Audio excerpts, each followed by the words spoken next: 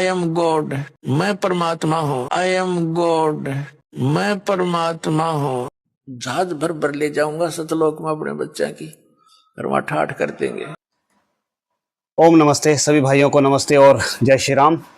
और स्पेशली भाई दास दासियों के क्या हाल चाल हैं, कैसे हैं आपके परम पिता परमेश्वर परमात्मा। तो भाई आज बात ऐसी है कि बस अभी यही चल रही है, अभी तो चलेंगे वही पुस्तक अंधश्रद्धा भक्ति खतरा ये जान, हमारे रामपाल महाराज जी की।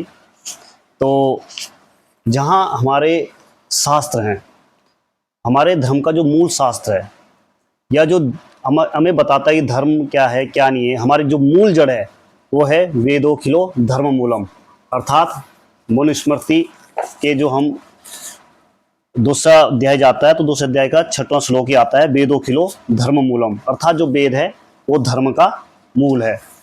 उसके बाद इसी में अध्याय नंबर 2 में आता है 2:11, अर्थात नास्तिको वेद निंदक, जो वेद की निंदा करता है, ऋषियों की निंदा करता है, परंपरा में चलती हुई जो ऋषि पद्धति है उसकी निंदा करता है, वो सब क्या है, नास्तिक है। अर्थात वेद के जो मूल सिद्धांत हैं उन छठ के जो भी कार्य करता है वो क्या है, नास्तिक है।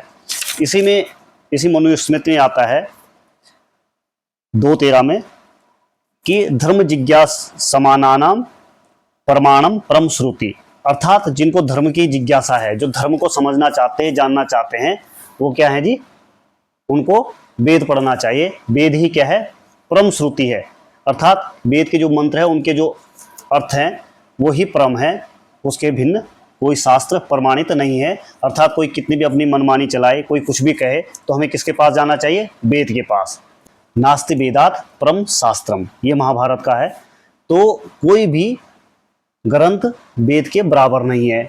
यथवति वेदात तत् सत्यम, अर्थात वेद सब सत्य विद्याओं की पुस्तक है। ये महर्षि दयानंद सरस्वती जी ने भी कहा है कि सब सत्य विद्याएं और जो पदार्थ विद्या से जाने जाते हैं उन सब का आदिमूल परमेश्वर है, और वेद सब सत्य विद्याओं की पुस्तक है। वेद का पढ़ना पढ़ाना और सुनना सुनाना सब आर्यों का परम धर्म है। आर्य मतलब श्रेष्ठ लोगों का धर्म है। अब आइए जी, ये ऋषियों की हमारी एक परंपरा चली है और उस परंपरा की कैसे धज्जियां उड़ा रहे हैं मतलब आपके दासों के महाराज। तो ये लिखते हैं इस पुस्तक में ही कि ये पृष्ठ संख्या 11 पे है, ये मैं इसमें स्क्रीनशॉट लगा दूंगा कि ऋषियों को चारों वेदों का संपूर्ण ज्ञान नहीं था। उन्होंने वेदों में पढ़ा कि पूर्ण परमात्मा की भक्ति करने से मोक्ष मिलता है। ठीक है जी। ऋषियों ने अज्ञानता के कारण पूर्ण परमात्मा की भक्ति व साधना का मंत्र ओम मान लिया, क्योंकि वेद के अंदर ओम ही परमात्मा का मुख्य नाम है। लिखते हैं उपनिषद है, अर्थात उपनिषद रहस्य, जो उपनिषद होते हैं वो वेद को समझने के लिए उपनिषद हैं। तो उपनिषदों का ज्ञान वेद विरुद्ध है, वो भी अमान्य है। इनके अनुसार जो हमारी ऋषि परंपरा में चलते आए हैं उपनिषद, अर्थात जो सबसे श्रेष्ठ ज्ञान वेदों के को समझने के लिए माना जाता है, उन वेदों के रहस्य को जो खोल देता है वो उपनिषद है। तो वो भी इनके अनुसार क्या है जी, अमान्य है।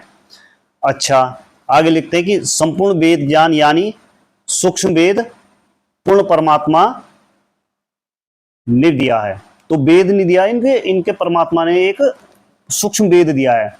और आगे लिखता है कि इस संपूर्ण वेद, जो ये संपूर्ण वेद था, जो पहले वेद की बात कर रहा है, तो संपूर्ण वेद को काट छांट कर विशेष ज्ञान नष्ट कर दिया। कोई काल ब्रह्मा इनने बनाया है, एक काल्पनिक काल ब्रह्मा को इनने क्या कर दिया, उसने इस वेद को काट छांट करके हमें दे दिया ताकि हम यहाँ जन्म मृत्यु के बंधनों में यहाँ बंधे रहे। अच्छा जी, आज तक भाई साहब इतने महान हमारे ऋषि मुनि हुए हैं, लेकिन किसी ऋषि मुनि ने ये तक नहीं कहा कि आप मेरे पास आओ और मैं तुम्हें मोक्ष प्राप्त कराऊंगा। कहीं भी पढ़ के देख लो, सबने यही कहा वेद की शरण में जाओ, वेद ही आपका उद्धार करेगा।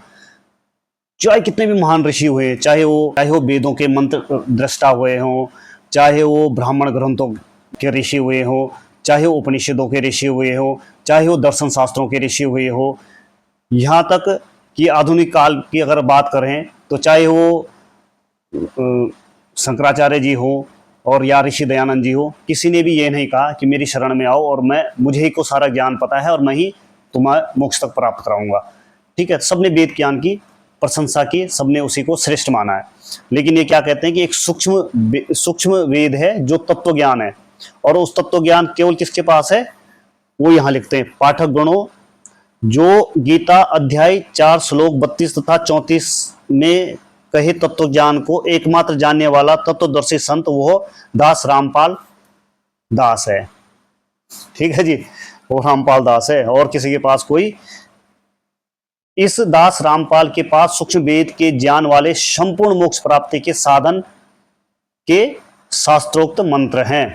मंत्र की बात कौन कर रहा है, जिसको आज तक वो और बौ में अंतर नहीं पता, कवि कबीर, इसमें अंतर नहीं पता, वो व्यक्ति कह रहा है कि इसके पास सारे के सारे क्या हैं जी, मंत्र हैं। दीक्षा लेकर, अब देखो कैसे ठगने का, अपना गिरोह बढ़ाने का। दीक्षा देकर मर्यादा में रहकर साधना करने से परमेश्वर का वो परम पद प्राप्त होता है। तो पहले भाई सब चीज छोड़ छाड़ के, वेदों को छोड़ो, इनको छोड़ो, सब चीज छोड़ दो, और इन, अब क्या बोलूं, दासों के परमात्मा के पास आओ, अपना ज्ञान प्राप्त करो। और जो सूक्ष्म ज्ञान है, जो वेद से भी हटके है, वेद तो भाई आधा अधूरा है, ऋषियों को ज्ञान नहीं था, और वो ऐसे जो ज्ञान इनके पास है, अब वही संपूर्ण ज्ञान है, तो उसको प्राप्त करके और मोक्ष को प्राप्त करो।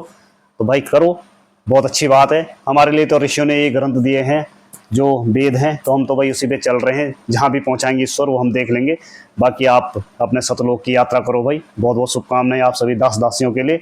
बाकी भाई जो समझदार हैं, बुद्धि विवेक वाले व्यक्ति हैं, वो देखिए कि भाई एक डॉक्टर के पास भी जाते हो तो उसकी डिग्री देखते हो, उसका व्यवहार देखते हो, उसकी प्रैक्टिस देखते हो, हर चीज़ उसके देखते हो, तब जाके उसके पास आप 10 लोगों को और पूछते हो, है ना, कुछ और अच्छे अच्छे डॉक्टरों से पूछते हो, कंसर्न करते हो, तब जाके किसी से अपना सर्जरी कराते हो। लेकिन यहाँ तो आपने सीधे जिस व्यक्ति को वो कृष्ण जी को कृष्ण कहता है ना, भोले को भोड़े कहता है, ऐसे व्यक्ति जिसने व्याकरण नहीं पढ़ी, संस्कृत नहीं पढ़ी, और आप लोग उस पर अंधश्रद्धा के साथ चलते पड़े हो पीछे, तो देख लीजिए जी आपको कहाँ जाना है, कौन से लोग में जाना है। तो विचार कीजिए, आप सभी स्वतंत्र हैं विचार करने के लिए। ओम नमस्ते जी।